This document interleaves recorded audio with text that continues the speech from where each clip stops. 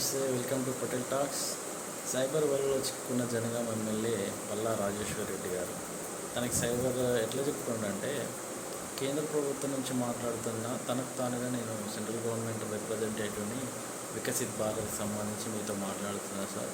మీ కాన్స్టిట్యున్సీలో వికసిత్ భారత్ కింద అర్హులైన వాళ్ళ లిస్టు నాకు పంపించండి, వాళ్ళకి మనిషికి 10 lakhs వస్తాయని చెప్పేసి వాడు ఎమ్మెల్యే గారికి చెప్పిండు.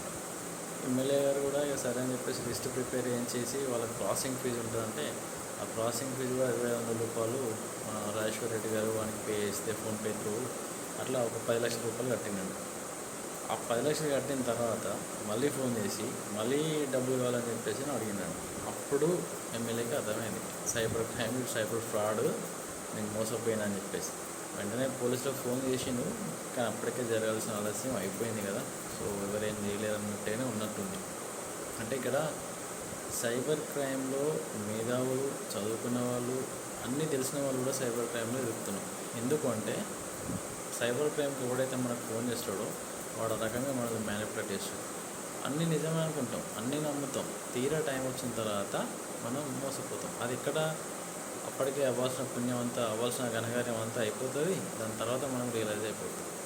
సో ఏదైనా సైబర్ క్రైమ్ జరిగితే గోల్డెన్ అవర్ అనేది 1 hour 2 hours ఉంటుందని చెప్పేసి సైబర్ క్రైమ్ పోలీసు వాళ్ళు చెప్తూ ఉంటారు. ఈ 1-2 hours లోపలనే మనం ఏదైనా చేయగలిగితే డబ్బులు రిటర్న్ రావడానికి ఛాన్స్ ఉంటుంది. లేదనుకో ఫ్రీ చేసి డబ్బులు ఆపి మనకి ఇచ్చే ప్రయత్నం చేస్తాం. 1-2 hours మనం చేయలేదనుకోండి, ఆల్మోస్ట్ 90% రాదు. ప్లస్ సైబర్ క్రైమ్లో జాగ్రత్తగా ఉండాలి. ఇటువంటి ఏపీకే ఫైల్స్, మేము పలానా ఆఫీస్ వచ్చి మాట్లాడుతున్నాం, పలానా డిపార్ట్మెంట్ అని చెప్పేసి మాట్లాడుతున్నాం అంటే సింపుల్గా కాల్ కట్ చేయండి.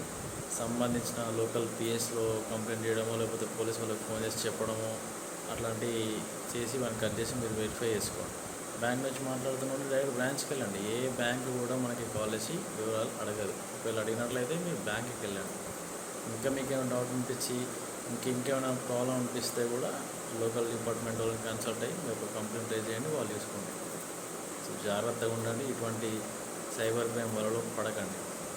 ఓకే ఫ్రెండ్స్, మళ్ళీ వెళ్దాం పట్ల టాక్స్లో. Please do subscribe our talks.